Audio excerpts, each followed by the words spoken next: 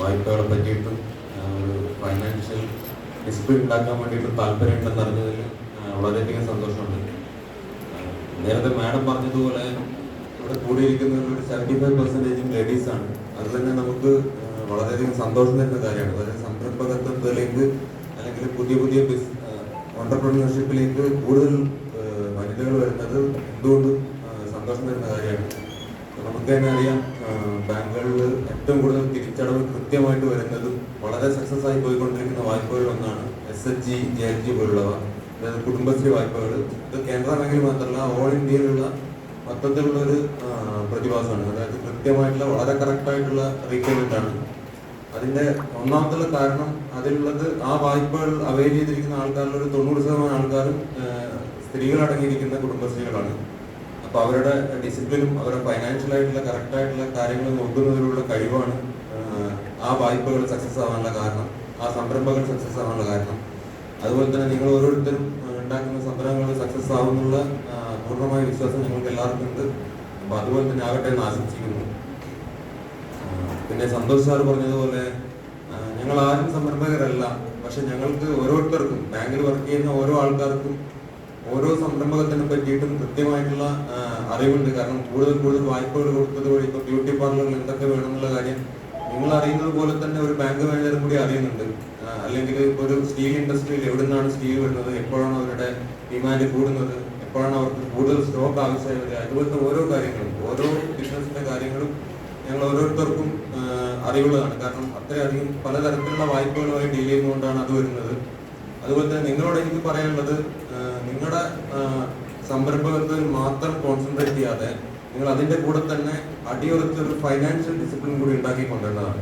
നിങ്ങൾ പൂർണ്ണമായിട്ടും കോൺസെൻട്രേഷൻ നിങ്ങളുടെ ബിസിനസ്സിലേക്കോ അല്ല നിങ്ങൾ ചെയ്യാൻ ഉദ്ദേശിക്കുന്ന കാര്യത്തിലേക്കോ കൊടുക്കാതെ കൃത്യമായ ഇമ്പോർട്ടൻസ് നിങ്ങൾ എങ്ങനെയാണോ നിങ്ങളുടെ ഫൈനാൻഷ്യൽ മാനേജ് ചെയ്യുന്നത്, നിങ്ങൾ എങ്ങനെയാണോ ലോണ്, എന്താണ് ലോണ്, എങ്ങനെയാണ് നിങ്ങൾ സബ്സിഡി പോകുന്നത്, എപ്പോഴാണ് നിങ്ങളുടെ പേയ്മെന്റ്, ഇതൊക്കെ കാര്യങ്ങൾ ശ്രദ്ധിച്ചിട്ട് കൃത്യമായി പോയി കഴിഞ്ഞാൽ മാത്രമേ ഓരോ സംരംഭകരും കൃത്യമായി വിജയിക്കാൻ പറ്റുകയുള്ളൂ. അപ്പോൾ നിങ്ങളുടെ സംശയങ്ങളെല്ലാം ക്ലിയർ ചെയ്യാനും നിങ്ങൾക്ക് എങ്ങനെ ഒരു വായ്പ വളരെ കൃത്യമായ രീതിയിൽ അവൈൽ ചെയ്യാൻ പറ്റുമെന്നുള്ള കാര്യങ്ങൾ പറഞ്ഞു തരാനും ഞങ്ങൾ ഇതിലൂടെ ഉണ്ട്. അപ്പോൾ നിങ്ങൾക്ക് ഓരോരുത്തർക്കും എല്ലാ തരത്തിലുള്ള വിജയം ആശംസിക്കുന്നു. ഞങ്ങളുടെ ലോണിന്റെ വായ്പയുടെ കാര്യങ്ങളെ കുറിച്ചുള്ള കാര്യങ്ങൾ ഞങ്ങളിപ്പോൾ ഇവിടെ പറയുന്നതായിരിക്കും. ഇതിന് ശേഷം നിങ്ങൾക്ക് ഓരോരുത്തർക്കുള്ള ക്ലാരിഫിക്കേഷൻ ഞങ്ങൾ തരുന്നതായിരിക്കും. അപ്പോൾ ഒരിക്കൽ കൂടി എല്ലാവർക്കും എല്ലാവിധത്തിലുള്ള ആശംസകളും നേരുന്നു. Thank you. ശ്രീകുട്ടൻ വന്നിട്ടുണ്ട്. അതുപോലെ നമ്മുടെ ഈ പരിപാടിക്ക് നമ്മുടെ പൂർവ്വ വിദ്യാർത്ഥി സംഘടനയായ ആർഡയുടെ സെക്രട്ടറി സൗമ്യയും അതുപോലെ ആർഡയുടെ എക്സിക്യൂട്ടീവ് അംഗങ്ങളും മറ്റു അംഗങ്ങളും ഇവിടെ എത്തിയിട്ട് അവരെയും ഈ തരുണത്തിൽ സ്മരിക്കുന്നു, അല്ലെങ്കിൽ സന്തോഷം പകരുന്നു. അപ്പോൾ ഇനി ഈ ഉദ്ഘാടന ചടങ്ങ് ഇപ്പോൾ അവസാനിക്കുകയാണ്. ഞങ്ങൾ ആദ്യം വായ്പയുടെ ഘടനയെ പറ്റിയിട്ടും മറ്റും ഒക്കെ തന്നെ നിങ്ങൾക്ക് പറഞ്ഞു തരും. അതിനുശേഷം 1-to-1 മീറ്റിംഗ് ഞങ്ങൾ താഴത്തെ ക്ലാസ് റൂമിലാണ് അറേഞ്ച് ചെയ്യേണ്ടത്. അതിന് പുറമേ നിന്ന് വന്നവർ ദയവായിട്ട് വന്നു കഴിഞ്ഞാൽ നമുക്ക് അവരായിട്ട് 1-to-1 ഇന്ററാക്ഷൻ നേരിട്ട് സംസാരിച്ച് കൂടുതൽ കാര്യങ്ങൾ സംസാരിച്ച് ഗൈഡ് ചെയ്യും, നിങ്ങൾക്ക് കാര്യങ്ങൾ കൂടുതൽ പറഞ്ഞു തരും ചെയ്യും. അങ്ങനെയാണ് പ്ലാൻ. കാരണം ആദ്യം എന്തൊക്കെയാണ് വായ്പകളുള്ളത്, എന്തൊക്കെയാണ് പേപ്പേഴ്സ് വേണ്ടത് എന്നുള്ള കാര്യങ്ങൾ പറഞ്ഞു തരും. ഞങ്ങളിപ്പോൾ അതുപോലെ സംസാരിക്കുമ്പോൾ എന്താ ഹൗസിംഗ് ലോണോ അല്ലെങ്കിൽ വാഹന വായ്പ വേണ്ട പുറമേ നിന്നുള്ളവരുണ്ടെങ്കിൽ അത് നമ്മൾ സൂചിപ്പിച്ചു കഴിഞ്ഞാൽ സൗകര്യം ആ സമയത്ത് ഇന്ററാക്ഷൻ സമയത്ത് പറഞ്ഞു കഴിഞ്ഞാൽ ഓക്കെ. Thank you. അവർ സംരംഭങ്ങൾ സ്റ്റാർട്ട് ചെയ്യുന്ന ആദ്യമായി ചെറിയ രീതിയിൽ സ്റ്റാർട്ട് ചെയ്യുന്ന ഏതൊരാൾ അറിഞ്ഞിരിക്കേണ്ട ഒരു സ്കീമാണിത്. നിങ്ങൾ ഓരോരുത്തരും ഇതിനെപ്പറ്റി കേട്ടിട്ടുണ്ടാവും. മുദ്രാ ലോൺ എന്നാണ് ഇതിനെപ്പറ്റി പറയുന്നത്. കേന്ദ്ര സർക്കാരിന്റെ ഗ്യാരണ്ടിയോടുകൂടി ബാങ്കുകൾ ഒരു സംരംഭം നടക്കുന്ന ഏതൊരാൾക്കും കൊടുക്കുന്ന ഒരു ലോണാണിത്. ഇതിന് നോർമലി 3 കാറ്റഗറിയാണുള്ളത്. ആദ്യമായിട്ടുള്ളത് ശിശു എന്ന് പറയുന്ന ഒരു കാറ്റഗറിയാണ്. ശിശു ലോൺസ്, അതായത് അപ് ടു 50,000. വളരെ ചെറിയ രീതിയിൽ നമുക്ക് എന്തെങ്കിലും ഒരു മെഷീനറി, ഇപ്പോൾ തയ്യൽ മെഷീനൊക്കെ പോലുള്ള എന്തെങ്കിലും വളരെ ചെറിയ രീതിയിൽ ഒരു മെഷീനറി വാങ്ങിയിട്ട് നമ്മൾ വീട്ടിൽ നിന്ന് തുടങ്ങുന്നതോ അല്ലെങ്കിൽ ആ രീതിയിലുള്ള ഒരു ഫൈനാൻഷ്യൽ സപ്പോർട്ട് വേണമെങ്കിൽ നമുക്ക് വേണ്ട ഒരു ലോണാണ് ശിശു എന്ന് പറയുന്ന കാറ്റഗറി. ഇതിന് 50,000 രൂപ വരെയാണ് ലിമിറ്റ് വരുന്നത്. അതിനുശേഷമാണ് അത് കുറച്ചുകൂടി വലിയ രീതിയിൽ ഇപ്പോൾ ബ്യൂട്ടി പാർലറൊക്കെ തുടങ്ങുന്ന പോലെ ചെയ്യുന്നത് 50,000 മേളിൽ 5 ലക്ഷം വരുന്ന ഒരു ലോണാണ്. അത് കിഷോർ എന്ന് പറയുന്ന ഒരു കാറ്റഗറിയാണ്. അതിന് മുകളിലുള്ളതാണ് 10 ലക്ഷം വരെയുള്ള ലോണുകൾ വരുന്നവരുള്ള മുദ്രാ സ്കീം. അത് തരുൺ എന്ന് പറയുന്ന ഒരു കാറ്റഗറിയാണ്. 5 ലക്ഷത്തിന് മുകളിൽ 10 ലക്ഷം വരെയുള്ള സ്കീം. അപ്പോൾ ഇതിന് മേലെ പുതിയൊരു കാറ്റഗറി കൂടി ഗവൺമെന്റ്, ഈ മുദ്ര ലോണിലൂടെ ഗവൺമെന്റ് ആൾക്കാർ സക്സസ് ആകുന്നതും അത് മാക്സിമം അവെയർ ചെയ്തിട്ട് ഓരോ ആൾക്കാരും പുതിയ പുതിയ സംരംഭങ്ങൾ തുടങ്ങുന്നത് കൊണ്ട് പുതിയൊരു സ്കീമും കൂടെ തുടങ്ങിയിട്ട് തരുൺ ലോൺ, അതായത് 10 ലക്ഷം വരെയുള്ള ലോൺ എടുത്തിട്ട് വളരെ സക്സസ് ആയി റീപേയ്മെന്റ് ചെയ്ത് വളരെ കൃത്യമായി തിരിച്ചടവ് നൽകിയിട്ട് ബിസിനസ് കൊണ്ടുപോകുന്ന ആൾക്കാർക്ക് അതിന് മേലെ ഒരു 10 ലക്ഷം കൂടി തരുൺ പ്ലസ് എന്ന് പറയുന്ന പുതിയൊരു ലോൺ അപ് ടു 20 lakhs ആണിത്. 20 ലക്ഷം വരെ ലോൺ കിട്ടുന്ന ഒരു തരത്തിലുള്ള ലോണാണിത്.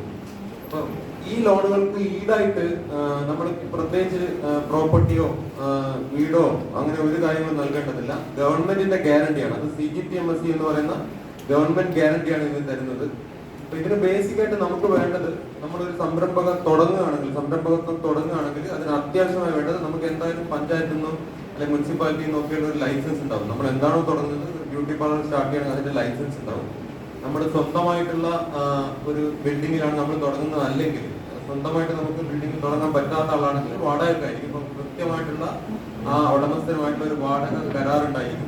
അപ്പോൾ ഈ 2 കാര്യങ്ങൾക്ക് ശേഷമാണ് ഏതൊരാളും ബിസിനസ്സിലേക്ക് കടക്കുന്നത്. ഇപ്പൊ നമ്മളൊരു ഒരു ബിൽഡിംഗ് ആക്കി നമ്മൾ ഇന്ന് ബിസിനസ് സ്റ്റാർട്ട് ചെയ്യുകയാണെന്ന് തുടങ്ങിയതിന് ശേഷമായിരിക്കും നമ്മളൊരു ബിസിനസ്സിലേക്ക് കടക്കുന്നത്. അപ്പൊ അതിനുശേഷം നമുക്ക് നമ്മുടെ ഒന്നും എഴുതി ഉണ്ടാക്കിയില്ലെങ്കിൽ പോലും നമ്മുടെ മനസ്സിൽ നമുക്ക് എങ്ങനെയാണ് ഇത് തുടങ്ങേണ്ടതിനെ പറ്റിയിട്ട് ധാരണ ഉണ്ടാവും. അതായത് നമുക്ക് ഇത്ര കാര്യങ്ങൾ വേണം. ഒരു തയ്യൽ കടയാണെങ്കിൽ ഒരു 5 തയ്യൽ മെഷീൻ വേണം. അപ്പൊ നമുക്ക് നമ്മുടെ ബിസിനസിനെ പറ്റി കൃത്യമായിട്ടൊരു ധാരണ ഉണ്ടാവും. ഒരു വർഷം നമുക്ക് ഇത്രത്തോളം ബിസിനസ് ചെയ്യാൻ പറ്റണം. അപ്പൊ നമ്മൾ എവിടെ നിന്ന് എടുക്കണം, എത്ര സ്റ്റാഫിനെ നമ്മൾ ഉണ്ടാക്കണം, ഒരു 3 സ്റ്റാഫിനെ നിയോഗിക്കണം, ഇങ്ങനെയുള്ള ഒരു കാര്യങ്ങളെ പറ്റി നമുക്ക് നമ്മുടെ മനസ്സിൽ തന്നെ ആദ്യം ഒരു ധാരണ ഉണ്ടാവും. അത് നമ്മൾ സ്വന്തമായിട്ട് ചെയ്യാൻ പറ്റുകയാണെങ്കിൽ സ്വന്തമായിട്ട്, അല്ലെങ്കിൽ ഒരു പ്രൊഫഷണൽ പ്രൊജക്ട് റിപ്പോർട്ട് ഉണ്ടാക്കിയിരുന്ന ഒരുപാട് ആൾക്കാരുണ്ട്. ഇപ്പൊ വ്യവസായ വകുപ്പ് അല്ലെങ്കിൽ അടുത്തുള്ള ബാങ്കിൽ തന്നെ അന്വേഷിച്ചാൽ തന്നെ അവർ തന്നെ നിങ്ങൾക്ക് ഒരു ഐഡിയ തരും. അത് വെച്ചിട്ട് നിങ്ങളൊരു പ്രൊജക്ട് റിപ്പോർട്ട് ഉണ്ടാക്കുകയാണ്. ഇപ്പൊ നമ്മൾ കണ്ടുവരുന്ന ഒരു മെയിൻ കാര്യം എന്താണെന്ന് വെച്ച് കഴിഞ്ഞാൽ, മിക്കവരും ഇത് ഒരു ബാങ്കിൽ ചെന്ന് അന്വേഷിക്കും മുദ്രാ ലോണിന് വേണ്ടി എന്താണ് വേണ്ടത്. അപ്പോൾ മാനേജർ ഇന്ന കാര്യങ്ങളാണെന്ന് പറയുമ്പോൾ നമ്മൾ വായ്പ റെഡിയാക്കി തരുന്ന ആൾക്കാരോടോ അല്ലെങ്കിൽ ഒരു പ്രൊജക്ട് റിപ്പോർട്ട് റെഡിയാക്കി തരുന്ന ആൾക്കാരോടോ എന്റെ ചെയ്യാൻ പോകുന്ന ബിസിനസിന്റെ പേര് ഇതാണ്, അതിന്റെ പേര് പ്രൊജക്ട് റിപ്പോർട്ട് ആക്കി തരണം എന്ന് പറയും. അവർ പേപ്പറിൽ ഒരു സാധനം ഉണ്ടാക്കി തരും, അതിന്റെ താഴെ ഒപ്പിട്ടിട്ട് സബ്മിറ്റ് ചെയ്യും. അതിന് പകരം നിങ്ങൾ തന്നെ സംസാരിച്ചിട്ട് നിങ്ങൾ എന്താണ് ചെയ്യാൻ ഉദ്ദേശിക്കുന്നത് കൃത്യമായിട്ട് ഐഡിയ ഉണ്ടാക്കണം. പ്രൊജക്ട് റിപ്പോർട്ട് ചെയ്യുമ്പോൾ എപ്പോഴും നമുക്ക് വ്യക്തമായിട്ടൊരു ഐഡിയ ഉണ്ടായിരിക്കണം. നിങ്ങൾക്ക് ചെയ്യുന്ന ആൾക്കാരാണ്, നിങ്ങളുടെ കോമേഴ്സ് ബാക്ക്ഗ്രൗണ്ടിലുള്ള ആൾക്കാർ ആരെങ്കിലും ഉണ്ടെങ്കിൽ അവർക്ക് അറിയായിരിക്കും. കൃത്യമായിട്ടുള്ള ഐഡിയ ഉണ്ടാക്കിയിട്ട് നിങ്ങൾ പറഞ്ഞു കൊടുക്കണം. നിങ്ങൾ പറഞ്ഞു കൊടുക്കുന്ന പ്രകാരമാണ് ഈ പ്രൊജക്ട് റിപ്പോർട്ട് ഉണ്ടാക്കുന്നത്. അപ്പൊ അതാണ് നമ്മുടെ ബിസിനസിന്റെ മെയിൻ ആയിട്ടൊരു കാര്യം. ഏതൊരു ബാങ്കും ഏതൊരു മാനേജറും ആദ്യം നോക്കുന്നത് നിങ്ങളുടെ പ്രൊജക്ട് റിപ്പോർട്ടാണ്. അപ്പൊ ആ പ്രൊജക്ട് റിപ്പോർട്ട് ഏറ്റവും ആധികാരികമായിട്ടുള്ള ഐഡിയ ഉണ്ടാവേണ്ടത് ഓരോ സംരംഭകരുമാണ്. ഈ പ്രൊജക്ട് റിപ്പോർട്ട് ഉൾപ്പെടുന്ന കാര്യങ്ങൾ നിങ്ങളുടെ ക്യാപിറ്റൽ, നിങ്ങളുടെ കയ്യിൽ നിന്ന് എന്താണോ ഇൻവെസ്റ്റ് ചെയ്യാൻ ഉദ്ദേശിക്കുന്നത്, നിങ്ങൾക്ക് ഫൈനാൻഷ്യൽ ആയിട്ട് ബാങ്ക് എന്താണോ തരേണ്ടത്, നിങ്ങളുടെ സ്റ്റാഫ് സ്ട്രെങ്ത് എത്രയാണ്, നിങ്ങൾ വാങ്ങാൻ ഉദ്ദേശിക്കുന്ന മെഷീനറി എത്രയാണ്, മെഷീനറി പർച്ചേസ് ചെയ്തതിനു ശേഷം നിങ്ങൾക്ക് വർക്കിംഗ് ക്യാപിറ്റൽ എന്ന് ഞങ്ങൾ പറയുന്നത്, അതായത് മൂവ് ചെയ്തുകൊണ്ടിരിക്കുന്ന സ്റ്റോക്ക്. ഇപ്പൊ തുണിത്തരങ്ങൾ നിങ്ങൾക്ക് വാങ്ങേണ്ടി വരും ഒരു ഷോപ്പാണെങ്കിൽ. അപ്പൊ നിങ്ങൾ ഒരു 5 ലക്ഷം രൂപയുടെ തുണിത്തരങ്ങൾ വാങ്ങി അത് പിന്നെയും വിറ്റ് കിട്ടുന്ന പൈസ പിന്നെയും ആ ലോണിലേക്ക് തന്നെ തിരിച്ചു വന്ന് അതിന്റെ ലാഭം നിങ്ങൾ എടുക്കുന്നു. ഇതിങ്ങനെ ഒരു റൊട്ടേറ്റ് പ്രോസസ്സായി പോയിക്കൊണ്ടിരിക്കുകയാണ്. അതിനാണ് ഞങ്ങൾ വർക്കിംഗ് ക്യാപിറ്റൽ എന്ന് പറയുന്നത്. ടേം ലോൺ എന്ന് പറയുന്നത് മെഷീനറി വാങ്ങാനാണ്. അതായത് ഇപ്പൊ നേരത്തെ പറഞ്ഞ ഉദാഹരണം പറയുകയാണെങ്കിൽ തയ്യൽ മെഷീനൊക്കെ വാങ്ങുന്നത് പോലുള്ള അതാണ് ടേം ലോൺ ആയി പറയുന്നത്. ഈ 2 കാര്യങ്ങളും വേണ്ട ലോൺസ് ഉണ്ടാവും. ഈ മെഷീനറി മാത്രം വേണ്ട ലോൺസ് ഉണ്ടാവും. ഇപ്പൊ ഒരു ടാക്സിയാണ് സ്റ്റാർട്ട് ചെയ്യുന്നതെങ്കിൽ അവർക്ക് ടാക്സി മാത്രം മതി. അപ്പൊ അതൊരു ടേം ലോൺ ആണ്. അപ്പൊ ആ ടാക്സി മാത്രമേ ലോണായിട്ട് ആവശ്യമുള്ളൂ, അതിനൊരു വർക്കിംഗ് ക്യാപിറ്റലിന്റെ ആവശ്യമില്ല. ഇത്തരം കാര്യങ്ങളെ പറ്റി കൃത്യമായ ഒരു ഐഡിയ ഉണ്ടാക്കുകയും അങ്ങനെ ഒരു പ്രൊജക്ട് റിപ്പോർട്ട് ഉണ്ടാക്കുകയും ചെയ്യേണ്ടതാണ് ആദ്യത്തെ കാര്യം. പിന്നെ ബേസിക് ആയിട്ട് നമുക്ക് വേണ്ട വേറൊരു കാര്യമാണ് ഉദ്യം രജിസ്ട്രേഷൻ. അതിപ്പോ സെൻട്രൽ ഗവൺമെന്റ് നിർബന്ധമായിട്ട് ഉണ്ടാക്കിയിട്ടുള്ള ഒരു കാര്യമാണ്. അത് ആധാർ കാർഡുള്ള ഏതൊരു സംരംഭകനും സ്വന്തം മൊബൈൽ ഫോണിൽ തന്നെ ചെയ്യാൻ പറ്റുന്ന ഒരു കാര്യമാണ് ഉദ്യം രജിസ്ട്രേഷൻ. എന്തെങ്കിലും കാരണം കൊണ്ട് നിങ്ങളുടെ ആധാറിലെ മൊബൈൽ നമ്പറും ചേഞ്ച് ആണെങ്കിൽ, അതായത് ആധാർ കാർഡിൽ നമ്മുടെ മൊബൈൽ നമ്പർ ഉണ്ടാവും എൻറോൾ ചെയ്യുന്ന സമയത്ത്, അത് ഇപ്പൊ നിങ്ങൾ ഉപയോഗിക്കുന്ന മൊബൈൽ അല്ലെങ്കിൽ നിങ്ങൾക്ക് നിങ്ങളുടെ മൊബൈലിൽ നിന്ന് ആ ഉദ്യം രജിസ്ട്രേഷൻ ചെയ്യാൻ പറ്റില്ല. അപ്പൊ നിങ്ങൾ വേണ്ടത് ഒന്നുകിൽ അക്ഷയയിൽ പോയിട്ട്, അക്ഷയ സെന്ററിൽ പോയിട്ടോ അല്ലെങ്കിൽ ആധാർ സേവാ കേന്ദ്രത്തിൽ പോയിട്ടോ നിങ്ങളുടെ ഇപ്പോൾ മൊബൈൽ നമ്പർ ആധാറുമായി ബന്ധിപ്പിക്കുക. അതിനുശേഷം ഉദ്യം രജിസ്ട്രേഷൻ നിങ്ങൾക്ക് തന്നെ ജനറേറ്റ് ചെയ്യാൻ പറ്റുന്നതാണ്. അതിൽ നിങ്ങളുടെ ബിസിനസിനെ പറ്റി നിങ്ങൾ കൃത്യമായിട്ട് കൊടുക്കുക, നിങ്ങൾ എത്രത്തോളം ചെയ്യുന്നുണ്ടെന്ന് കൊടുക്കുക. അപ്പോൾ ഒരു 5 മിനിറ്റ് കൊണ്ട് നിങ്ങൾക്ക് ഉദ്യം രജിസ്ട്രേഷൻ എന്ന് പറയുന്ന സർട്ടിഫിക്കറ്റ് ഉണ്ടാക്കാൻ പറ്റും. അപ്പൊ നമ്മൾ 3 ഡോക്യുമെന്റ്സിനെ പറ്റി പറഞ്ഞു, 4 ഡോക്യുമെന്റ്സിനെ പറ്റി ഇപ്പം പറഞ്ഞു. ഒന്നാമത്തത് ലൈസൻസ് ആണ്. രണ്ടാമത്തത് റെന്റ് അഗ്രിമെന്റ്, സ്വന്തമായി കെട്ടിടം അല്ലെങ്കിൽ റെന്റ് അഗ്രിമെന്റ് വേണം. പിന്നെ ഒന്ന് പ്രൊജക്ട് റിപ്പോർട്ടാണ്. പിന്നെ ഒന്ന് ഉദ്യം രജിസ്ട്രേഷൻ ആണ്. ഇത്രയും കാര്യങ്ങളാണ് ബേസിക് ആയിട്ട് നമുക്ക് ഒരു വായ്പക്ക് വേണ്ടി അപേക്ഷിക്കുമ്പോൾ ആദ്യം വേണ്ടത്. പിന്നെ രണ്ടാമതൊരു കാര്യം എന്ന് പറയുന്നത് നമ്മൾ പ്രോജക്ട് റിപ്പോർട്ട് എന്ന് പറഞ്ഞപ്പോൾ ആർക്കെങ്കിലും സംശയമൊന്നും ചോദിച്ചില്ല. പ്രോജക്ട് റിപ്പോർട്ടിനെ പറ്റി എല്ലാവർക്കും അറിയുമോ? അപ്പൊ ഞാനൊരു എക്സാമ്പിൾ പറയാം. ഞാനൊരു ബ്രാഞ്ച് മാനേജറായിട്ട് ഇരിക്കുമ്പോൾ നടന്നതാണ്. ഇതേപോലെ റൂട്ട് സെറ്റ് അവിടെ ഉണ്ടായിരുന്നു. അവിടുന്ന് റൂട്ട് സെറ്റ് ചെയ്യുന്ന ട്രെയിനിങ് കഴിഞ്ഞു. റൂട്ട് സെറ്റ് ചെയ്യുന്ന സർട്ടിഫിക്കറ്റ് ഉണ്ട്. ബ്യൂട്ടി പാർലർ കോഴ്സാണ് കഴിഞ്ഞത്. അവരെൻ്റെ അടുത്ത് വന്നിട്ട് പറഞ്ഞു, മാഡം എനിക്ക് ബ്യൂട്ടി പാർലർ തുടങ്ങണം, ലോൺ വേണം. അപ്പൊ ലോൺ എത്ര വേണം? അതൊരു 20 ലക്ഷം വേണ്ടി വരും. ഇതൊക്കെ ഇങ്ങനെ ഒരു കണക്ക് ഒന്നും അവർ കൂടുതൽ ആലോചിച്ചിട്ടില്ല. അവർക്ക് ബ്യൂട്ടി പാർലർ തുടങ്ങണം, ഒരു 20 ലക്ഷം. അപ്പൊ ഞാൻ ഒരു വെള്ള കടലാസ് എടുത്ത് കൊടുത്തിട്ട് പറഞ്ഞ്, ആ 20 ലക്ഷം എന്തിനൊക്കെ ആയിരിക്കും നിങ്ങൾ ചെലവാക്കുന്നത് എന്നുള്ളത് ഒന്നൊരു എഴുതി തരാം. അപ്പോഴേക്കും അവരിങ്ങനെ അങ്ങോട്ടും ഇങ്ങോട്ടും നോക്കാൻ തുടങ്ങി. ഞാൻ പറഞ്ഞു, നിങ്ങൾ ബ്യൂട്ടി പാർലർ എടുക്കുമ്പോൾ വാടക ബിൽഡിങ്ങിലായിരിക്കും, അതിന് അഡ്വാൻസ് എത്ര കൊടുക്കണം? അതൊരു 50,000 കൊടുക്കണം. പിന്നെ ശരി, അതിനുള്ളിൽ എത്ര സ്പേസ് ഉണ്ടാവും? അപ്പോൾ ഒരു 600 സ്ക്വയർ ഫീറ്റ് സ്പേസ് ഉണ്ടാവും. അതിനുള്ളിൽ എത്ര ചെയർ നിങ്ങൾ ഇടും? അപ്പോൾ അവർ പറഞ്ഞു 2 ചെയർ. ഈ ഒരു ചെയറിന് എന്താ വില? ഇതൊന്നും അവർക്കൊരു ധാരണയും ഇല്ല. ചെയറിന് 1 ലക്ഷം, ഒരു ചെയറിന് വേറൊരു ചെയറിന് 1 ലക്ഷം. കുറച്ച് ഇങ്ങനെ മേലെയും താഴേക്കും ചെയ്യാൻ പറ്റിയ രീതിയിലുള്ള 2 ചെയർ. ഇത് കൂടാണ്ട് എന്താ വേണ്ടത്? അത് കുറച്ച് ഇന്റീരിയർ മിററും ഷെൽഫ്സും അങ്ങനത്തെ കാര്യങ്ങളൊക്കെ ചെയ്യണം. ശരി, അതിനൊക്കെ എത്ര? അപ്പൊ ഈ രീതിയിൽ ഓരോ കാര്യങ്ങളും നിങ്ങൾ ആദ്യം തന്നെ ഒരു വെള്ള കടലാസ് എടുത്തിട്ട്, നിങ്ങൾ എന്റർപ്രണർ എന്ന് പറഞ്ഞാൽ അതിന്റെ A to Z നിങ്ങൾ തന്നെയാണ് ഉത്തരവാദി. അപ്പം ആദ്യം നിങ്ങളുടെ മനസ്സിലൊരു ഇമേജ് ഉണ്ടാവുമല്ലോ. അപ്പൊ അതിൽ ഒരു ബ്യൂട്ടി പാർലർ ഈ രീതിയിലാണ് നടത്താൻ പോകുന്നത്. ആ ബ്യൂട്ടി പാർലറിനകത്തുള്ള മൊട്ട് സൂചി മുതലുള്ള കാര്യം നിങ്ങൾ പ്ലാൻ ചെയ്യും. അത് വേറെ ആരും അത് ചെയ്യില്ല.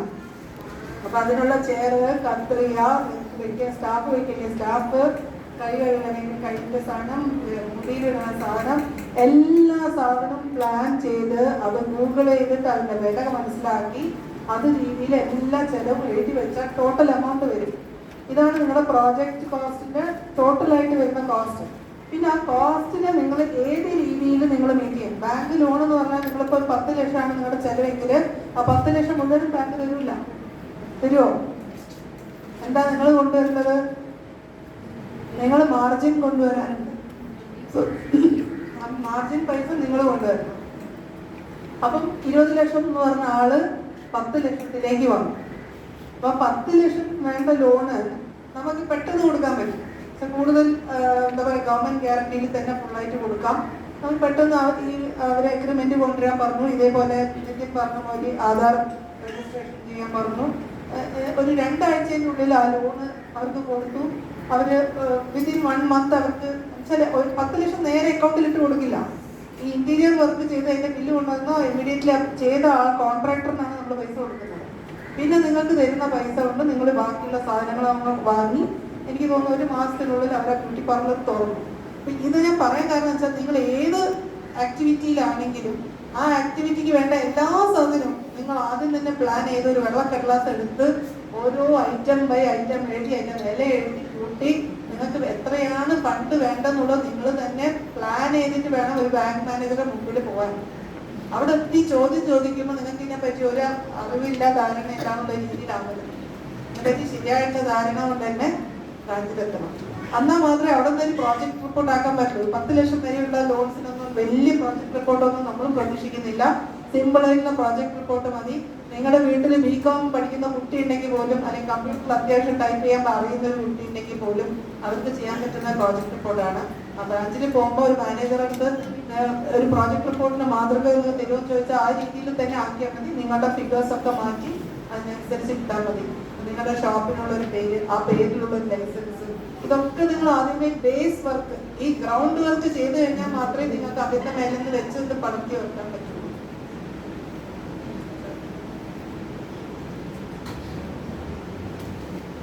അപ്പോൾ പ്രൊജക്ട് റിപ്പോർട്ടിനെ പറ്റി വേണം കൃത്യമായിട്ട് പറഞ്ഞു തന്നു. ഞാൻ ആദ്യം പറഞ്ഞതുപോലെ പ്രൊജക്ട് റിപ്പോർട്ടാണ് ഇതിനെ പറ്റിയുള്ള നിങ്ങളെ നോളജ് എത്രയുണ്ടെന്ന് ബാങ്കിന് നിങ്ങൾ പറഞ്ഞു കൊടുക്കുന്ന ഒരു കാര്യം.